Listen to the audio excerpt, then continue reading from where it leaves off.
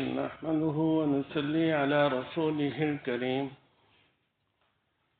أما بعد فأعوذ بالله من الشيطان الرجيم بسم الله الرحمن الرحيم قل إن كنتم تحبون الله فاتبعوني يحببكم الله ويغفر لكم ذنوبكم والله غفور رحيم صدق الله العظيم سبحانك لا علم لنا إلا ما علمتنا إنك أنت العليم الحكيم سبحان ربك رب العزة عما يصفون وسلام على المرسلين والحمد لله رب العالمين اللهم صل على سيدنا ومولانا محمد عبدك ورسولك وصل على المؤمنين والمؤمنات والمسلمين والمسلمات معزز حاضرین، محترم سامعین، فطرتی طور پر انسان میں اللہ کی محبت ہوتی ہے، پھر کسی کی محبت کارگر ثابت ہوتی ہے اور کسی کی نہیں۔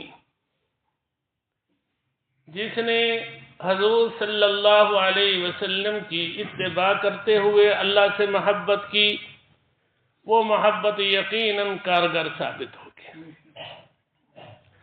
اور جس نے اپنی خواہشات کی پیروی کرتے ہوئے یا دوسرے لوگوں کی خواہشات کی پیروی کرتے ہوئے اللہ سے محبت کی، وہ محبت کارگر ثابت نہیں ہوگی۔ اسی سلسلے میں جو آیت میں نے پڑھی ہے، اس میں اللہ پاک نے انسانوں کو ہدایات عطا کی ہیں۔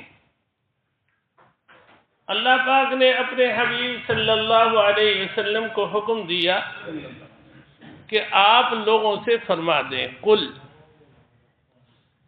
ان کنتم تحبون اللہ، اگر تم اللہ سے محبت رکھنا چاہتے ہو، اللہ سے محبت رکھتے ہو، تو اس کا طریقہ یہ ہے فاتبعونی، میرا اتباع کرو، میری پیروی کرو، آپ صلی اللہ علیہ وسلم کی سنت کی اتباع، آپ صلی اللہ علیہ وسلم کی تعلیمات اور ہدایات کی اتباع، یہ اتنا بڑا عمل ہے کہ یہ انسان کو مقام محبوبیت تک پہنچا دیتا ہے۔ یعنی سنت پہ عمل کرنے سے انسان اللہ پاک کا محبوب بنتا ہے، اور حدیث میں ہے جب اللہ پاک اپنے کسی بندے سے محبت فرماتے ہیں تو حضرت جبریل علیہ السلام سے فرماتے ہیں کہ میں فلاں بندے سے محبت کرتا ہوں، تو بھی اس سے محبت کر۔ چنانچہ جبریل علیہ السلام بھی اس سے محبت کرتے ہیں، یعنی جو اللہ کا محبوب بن جاتا ہے وہ جبریل علیہ السلام کا محبوب بن جاتا ہے۔ پھر جبریل علیہ السلام فرشتوں میں اعلان کرتے ہیں کہ فلاں آدمی اللہ کا محبوب ہے، تم سب اس سے محبت کرو، تو سارے فرشتے اس سے محبت کرنے لگتے ہیں۔ فرشتے کتنے ہیں ان کا ہم اندازہ بھی نہیں لگا سکتے، اتنی کثیر تعداد فرشتوں کی ہے، اور وہ سارے کے سارے اس آدمی سے محبت کرتے ہیں جو حضور صلی اللہ علیہ وسلم کی سنت کی پیروی کرتا ہے۔ پھر اس محبت کے اثرات زمین پہ آتے ہیں، اور پھر زمین کی مخلوق بھی اس آدمی سے محبت کرتی ہے۔ انسانوں اور جنوں میں سے تو وہ جو اللہ کے مطیع ہیں وہ اس سے محبت کرتے ہیں، باقی کچھ وہ بھی ہوتے ہیں جو اللہ کے محبوب سے دشمنی کرتے ہیں۔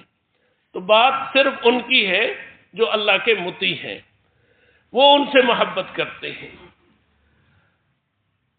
تو سنت کی پیروی کے نتیجے میں اتنا اونچا مقام ملا کہ زمین کی مخلوق بھی سنت پہ عمل کرنے والے سے محبت، آسمانوں کے فرشتے بھی اس سے محبت، جبریل علیہ السلام بھی اس سے محبت، اور اللہ پاک بھی اس سے محبت کرتے ہیں۔ یہ سنت کی برکت ہے، سنت پر عمل کرنے کا ثمرہ ہے۔ اسی آیت میں اللہ پاک نے آگے فرمایا وَيَغْفِرْ لَكُمْ ذُنُوبَكُمْ، اللہ تم سے محبت بھی کریں گے اور اللہ تمہاری بخشش بھی فرما دیں گے، تمہارے گناہ معاف فرما دیں گے۔ حضرت بہاؤالدین زکریا ملتانی رحمہ اللہ تعالی، جو شیخ شہاب الدین سہروردی رحمہ اللہ کے خلیفہ تھے، جن کا ملتان میں قلعہ پہ مزار ہے، عید کی نماز ادا کی، نماز کے بعد اللہ پاک سے دعا کرتے ہیں۔ کیا دعا کی؟ اے اللہ، آج عید کا دن ہے اور عید کے دن بڑے چھوٹوں کو عیدی دیا کرتے ہیں۔ اے اللہ، تو ہی میرا بڑا ہے اور مجھے عیدی عطا فرما، اور عیدی کیا؟ میری بخشش فرما، میری کیا کر؟ بخشش فرما دے۔ تو جو سنت پہ عمل کرتے ہیں، جو اللہ کے محبوب بن جاتے ہیں، انہیں دعا بھی کرنا آتی ہے۔ کیسی پیاری دعا کی کہ آج خوشی کا دن ہے، عید کا دن ہے، بڑے چھوٹوں کو عیدی دیں گے، اے اللہ تو میرا بڑا ہے، مجھے عیدی عطا فرما، اور عیدی کیا؟ میری بخشش فرما دے، میری مغفرت فرما دے۔ واللہ غفور الرحیم، اللہ پاک بہت بخشنے والے مہربان ہیں۔ تو بات چلی تھی کہ سنت کی پیروی، سنت پہ عمل، یہ اتنا بڑا عمل ہے کہ انسان کو کہاں سے کہاں تک پہنچا دیتا ہے۔ ایک حدیث میں ہے من اکل طیبا وعمل فی سنت، جو آدمی حلال کھائے، طیب کھائے، پاکیزہ کھائے، سنت کے مطابق عمل کرے،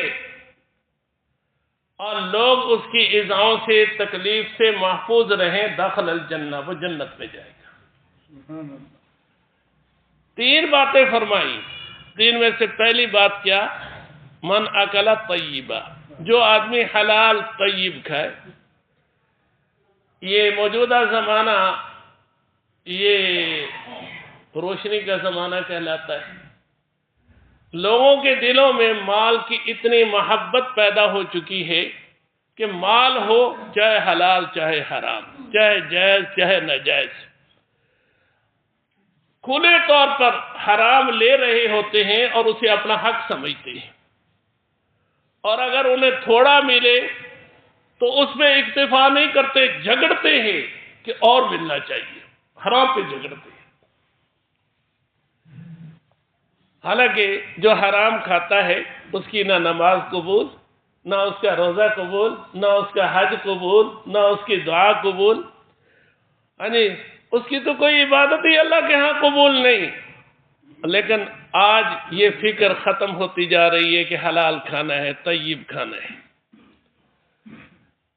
اور دوسری بات فرمائی، جو آدمی سنت کے مطابق عمل کرے۔ پہلے میں نے بتایا کہ سنت کے مطابق عمل کرنے والا اللہ کا محبوب بن جاتا ہے، اور اس حدیث میں کیا ہے؟ جو سنت کے مطابق عمل کرے اور لوگ اس کی ایذاؤں سے محفوظ رہیں، جنت میں جائے گا۔ ایک مفسر قرآن ہے، وہ دعا کرتے ہیں، یا اللہ، میں جنت کے عالی درجات کا سوال نہیں کرتا، میں جنت کے اونچے درجات کا سوال نہیں کرتا، اے اللہ میرا سوال تو صرف یہ ہے کہ جنتیوں کی جوتوں کی جگہ میں مجھے جگہ عطا فرما۔ عالی شان جنت کا سوال نہیں، صرف اتنا ہے کہ جو جنت میں چلے جائیں ان کے جوتوں میں جو جگہ ہو وہ مجھے عطا کر دے۔ اور یہ دعا کرنے والے کون ہیں؟ مفسر قرآن ہیں۔ حدیث میں ہے، آپ صلی اللہ علیہ وسلم نے فرمایا، جنت میں کوڑے کے برابر، لاٹھی کے برابر جگہ کا مل جانا دنیا و ما فیہا سے بہتر ہے۔ یہ دنیا ہے، اس میں کتنا مال ہے، کتنا سرمایہ ہے، ہاں جی، کتنی چیزیں ہیں، کتنے محلات ہیں، کتنی حکومتیں ہیں، کتنے ہاں جی اور اونچے اونچے چیزیں ہیں، اور سب سے بہتر جنت میں اتنی جگہ مل جائے جتنی لاٹھی رکھنے کی جگہ ہوتی ہے۔ آپ صلی اللہ علیہ وسلم کے زمانے میں اور اس کے بعد بھی لوگ پیدل سفر کرتے تھے یا اونٹ گھوڑے پہ سفر کرتے تھے، اور حجاز میں درخت زیادہ نہیں تھے۔ کہیں کسی درخت کے نیچے رکنا ہوتا، ٹھہرنا ہوتا، تو وہ کیا کرتے؟ جو ان کے ہاتھ میں چھڑی ہوتی، لاٹھی ہوتی، وہ اپنے لیے جگہ مخصوص کرنے کے لیے رکھ دیتے۔ جیسے مسجد میں بس اوقات لوگ رومال رکھ دیتے ہیں، ہاں جی، تسبیح رکھ دیتے ہیں، پگڑی رکھ دیتے ہیں، پھر وضو وغیرہ کے لیے چلے جاتے ہیں، تو وہ کپڑا جو رکھ کر گئے ہیں وہ یہ علامت ہوتی ہے کہ یہ جگہ کسی نے اپنے لیے مخصوص کی ہے۔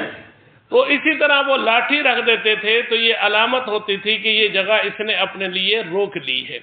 اب ذرا دیکھیے کہ وہ لاٹھی والی جگہ کتنی ہوگی۔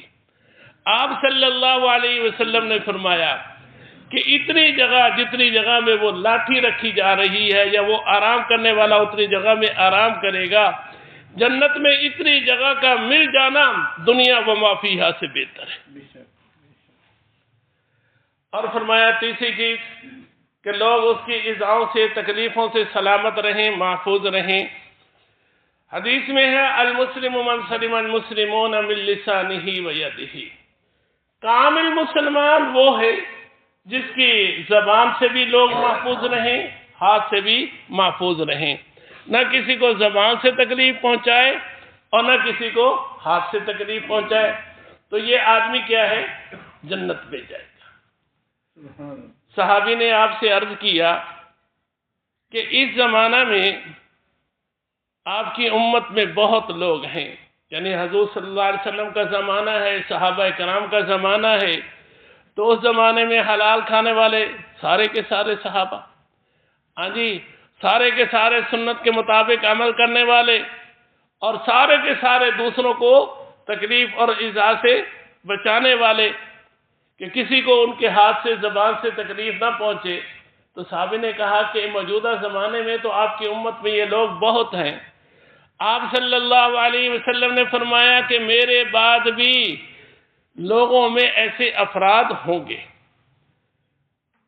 کچھ لوگ ایسے بھی ہوں گے جو کیا کریں گے؟ حلال کھائیں گے، کیا کریں گے؟ سنت کے مطابق عمل کریں گے، اور کیا کریں گے؟ کسی کو تکلیف نہیں پہنچائیں گے، کسی کو اذیت نہیں پہنچائیں گے۔ آپ صلی اللہ علیہ وسلم کا فرمان ہے، من احب سنتی فقد احبنی ومن احبنی کان معی فی الجنہ۔ جس آدمی نے میری سنت سے محبت کی اس نے مجھ سے محبت کی، اور جس نے مجھ سے محبت کی وہ جنت میں میرے ساتھ ہوگا۔ سنت سے محبت زبانی جمع خرچ سے نہیں، کہ کوئی یہ کہے کہ مجھے سنت سے محبت ہے، مجھے سنتوں سے پیار ہے، اس کہنے سے وہ محب نہیں ثابت ہوگا۔ محب ثابت ہوگا عمل سے، آیا اس کا ایک ایک عمل سنت کے مطابق ہے یا نہیں۔ صبح سے لے کر شام تک، شام سے لے کر صبح تک وہ اپنے سارے اعمال سنت کے مطابق کرتا ہے، زبان سے کہنے کی ضرورت نہیں، اس کا عمل بتائے گا کہ اسے سنت سے محبت ہے، اس کا عمل بتائے گا کہ اسے سنت سے پیار ہے۔ اور اگر زبان سے تو کہتا ہے کہ مجھے سنت سے بڑا پیار ہے، سنت سے مجھے بڑی محبت ہے، لیکن اس کی زندگی کے اعمال سنت کے خلاف ہیں، تو کہا جائے گا کہ یہ سچ نہیں کہہ رہا۔ اگر سچا ہوتا تو اس کا عمل سنت کے مطابق ہوتا، سنت کے خلاف نہ ہوتا۔ تو آپ صلی اللہ علیہ وسلم نے فرمایا من احب سنتی فقد احبنی۔ لوگ یہ بات بہت کہتے ہیں کہ ہمیں حضور صلی اللہ علیہ وسلم کے ساتھ بڑی محبت ہونا چاہیے۔ اگر آپ سے محبت ہے تو ایمان ہے، آپ سے محبت نہیں ہے تو ایمان ہی نہیں ہے۔ ہمیں آپ صلی اللہ علیہ وسلم سے بڑی محبت ہے، لیکن زندگی آپ کی سنتوں کے خلاف ہے، تو پھر کیا کہا جائے گا؟ حدیث تو یہ بتا رہی ہے کہ جو میری سنت سے محبت کرتا ہے اس کی مجھ سے محبت ہے، سنت سے محبت نہیں، صرف زبانی جمع خرچ ہے، تو سوچنے کی بات ہے۔ من احب سنتی فقد احبنی ومن احبنی کان معی فی الجنہ۔ جو آدمی مجھ سے محبت کرے گا، حضور صلی اللہ علیہ وسلم فرماتے ہیں، تو فرمایا کہ وہ جنت میں میرے ساتھ ہوگا۔ یہ کتنا بڑا مقام، کتنی بڑی شان ملے گی سنت سے محبت رکھنے سے۔ سنت کی پیروی، سنت کی اتباع، اس کی آپ صلی اللہ علیہ وسلم نے بہت زیادہ تاکید فرمائی ہے۔ ایک بار آپ صلی اللہ علیہ وسلم نے نماز پڑھائی۔ ارباض بن ساریہ رضی اللہ تعالیٰ عنہ یہ صحابی بیان کرتے ہیں کہ اس کے بعد آپ نے خطبہ ارشاد فرمایا، اس میں ہمیں ایسی مؤثر نصیحتیں فرمائیں کہ ہماری آنکھوں سے آنسو بہنے لگے، دلوں میں خوف اور ڈر پیدا ہو گیا۔ ایک صحابی نے آپ صلی اللہ علیہ وسلم سے عرض کیا کہ آج تو آپ نے ہمیں ایسی نصیحتیں فرمائی ہیں جیسے کوئی رخصت ہونے والا اپنے لوگوں کو ہدایات دیتا ہے، تو آپ ہمیں کچھ اور نصیحتیں فرمائیں۔ آپ صلی اللہ علیہ وسلم نے انہیں 3 نصیحتیں فرمائیں۔ نمبر 1، اوصیکم بتقوی اللہ، اللہ کے نبی فرماتے ہیں کہ میں تمہیں اللہ سے ڈرتے رہنے کی وصیت کرتا ہوں، اور یہ حکم اللہ نے قرآن کریم میں بار بار دیا ہے، یا ایھا الذین آمنوا اتقوا اللہ، اے ایمان والو اللہ سے ڈرو۔ دوسری وصیت فرمائی والسمع والطاعہ ولو کان عبدا حبشیا، تمہارا حاکم اگرچہ حبشی غلام ہو اس کی بات سنو اور اس پر عمل کرو۔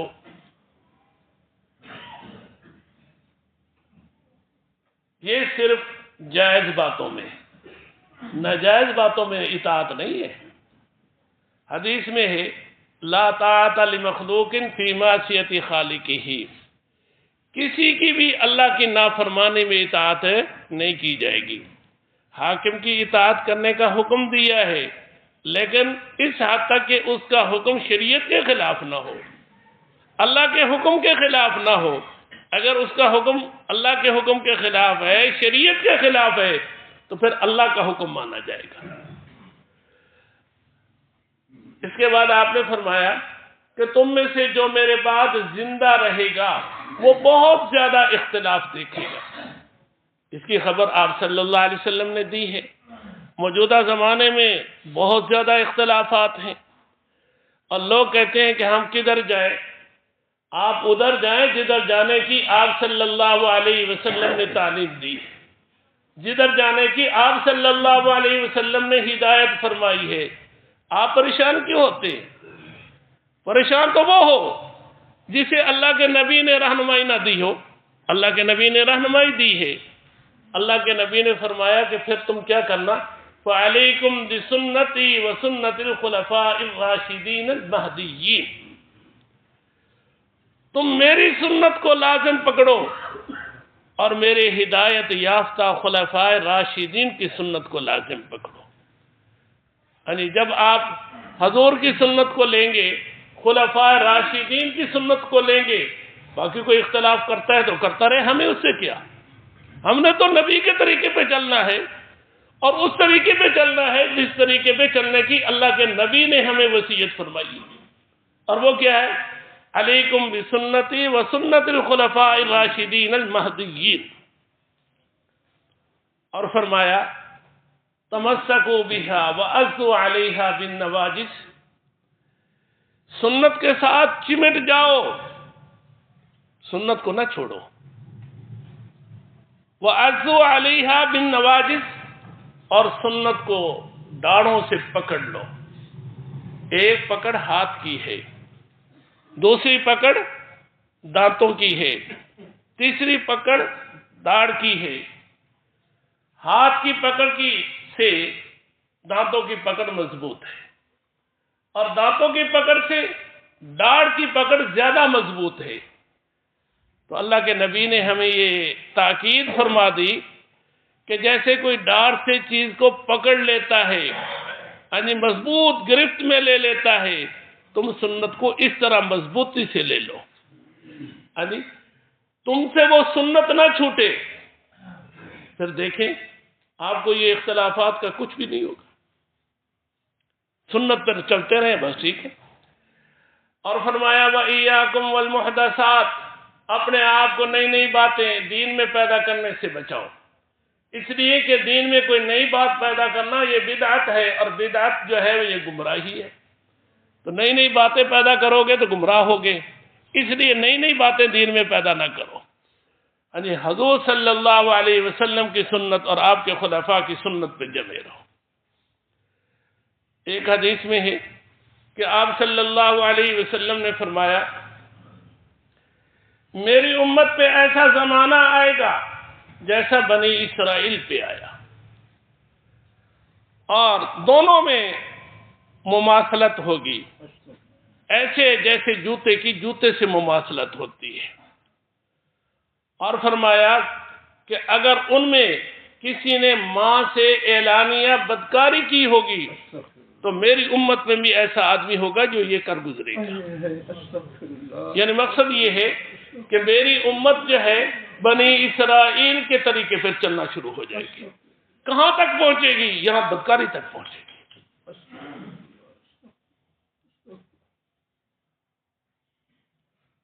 آپ صلی اللہ علیہ وسلم نے فرمایا کہ بنی اسرائیل کے 72 فرقے ہو جائیں گے، 72 فرقے ہو گئے تھے، اور میری امت کے 73 فرقے ہو جائیں گے۔ ان میں سے 72 جہنم میں جائیں گے، صرف ایک جنت میں جائے گا۔ یہ آپ صلی اللہ علیہ وسلم کے فرمان کا ترجمہ سنا رہا ہوں کہ میری امت کے 73 فرقے ہوں گے، اور 73 میں سے صرف ایک جنت میں جائے گا۔ صحابہ کرام نے آپ سے پوچھا کہ وہ کون سا گروہ ہوگا، کون سا فرقہ ہوگا؟ تو ترمذی شریف کی حدیث ہے، آپ صلی اللہ علیہ وسلم نے فرمایا ما انا علیہ و اصحابی، وہ گروہ جو میرے طریقہ پر اور میرے صحابہ کے طریقے پر ہوگا۔ آپ صلی اللہ علیہ وسلم نے ہمیں فتنوں سے بچنے کا راستہ بتا دیا ہے، اختلاف سے نکلنے کا راستہ بتا دیا ہے۔ یا تو کیا ہے، خلفاء راشدین کے طریقے کو لو یا صحابی کے طریقے کو لو، اس سے نہ ہٹو، ما انا علیہ و اصحابی۔ تو ابتدا میں نے یہ بات کہی تھی کہ سنت یہ اتنا مبارک عمل ہے کہ اس کے نتیجے میں مقام محبوبیت حاصل ہوتا ہے۔ مقام محبوبیت کیا ہے؟ انسان اللہ کا محبوب بن جاتا ہے، جبریل علیہ السلام کا محبوب بن جاتا ہے، فرشتوں کا محبوب بن جاتا ہے، اور زمین میں اللہ کی دوسری مخلوق کا محبوب بن جاتا ہے۔ اتنا اونچا مقام سنت پہ عمل کرنے سے ملتا ہے۔ یہ سنت پہ عمل کرنا یہ کسی ماحول میں رہنے سے حاصل ہوتا ہے۔ ایسے ماحول میں رہنے سے کہ جہاں سنت پہ عمل ہو رہا ہو۔ میں نے پچھلے جمعہ آپ لوگوں کو بتایا تھا کہ حضرت سید مفتی مختار الدین شاہ صاحب، ان کی خانقاہ ہے کربوغا شریف میں نے اپنی آنکھوں سے وہاں لوگوں کو دیکھا کہ کوئی 3 چلوں کے لیے آیا ہوا ہے، کوئی اس سے زیادہ کے لیے آیا ہوا ہے۔ وہ اپنے آپ کو اس ماحول میں اتنا طویل عرصہ کیوں رکھتے ہیں؟ میں نے وہاں دیکھا اسلام آباد کے ایک بہت بڑے خطیب آئے ہوئے تھے، میری اس سے ملاقات ہوئی۔ وہ وہاں کیوں آئے ہیں؟ اس لیے آئے ہیں تاکہ ہماری زندگی جو ہے سنتوں کے مطابق گزارنے کا علم ہو جائے۔ ماحول میں رہیں گے تو علم ہو جائے گا۔ 24 گھنٹے کی جو زندگی ہے وہ تاکہ سنت کے مطابق گزارنی آ جائے۔ تو جن کا یہ ماحول ہے، اور وہاں میں جب بھی گیا ہوں 1000-1200 سے کم آدمی میں نے کبھی نہیں دیکھی، اس سے زیادہ ہوتے ہیں، کم نہیں ہوتے۔ جہاں اتنی طلب کے ساتھ، اتنے شوق کے ساتھ، ہاں جی، لوگ اتنی بڑی طلب کے ساتھ وہاں پہنچتے ہیں تو اللہ نے ہم پہ کرم فرمایا ہے، احسان فرمایا ہے۔ اللہ کا جتنا بھی شکر ادا کریں کم ہے۔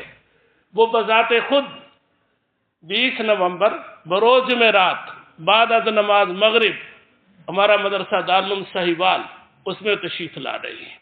کسی اللہ والے کی زیارت کر لینا یہ انسان کی بہت بڑی سعادت مندی ہے۔ ہاں جی، ان کی زیارت کا بھی موقع ہے، اور اس کے بعد کیا ہے، مجلس ذکر ہوگی اور دعا ہوگی، اور یہ ساری چیزیں مختصر وقت میں ہو جائے گی، مغرب تا عشاء۔ ہاں جی، ہمارا پروگرام وقت پہ شروع ہوتا ہے اللہ کے فضل سے، اور انشاءاللہ پہلے وقت پر بھی ختم ہوتا ہے، تو اب بھی اللہ سے امید ہے کہ وقت پر ہی ختم ہوگا۔ آپ سب حضرات اس پروگرام میں شرکت کریں اور دوسرے احباب کو بھی شرکت کی دعوت دیں۔ وآخر دعوانا ان الحمدللہ۔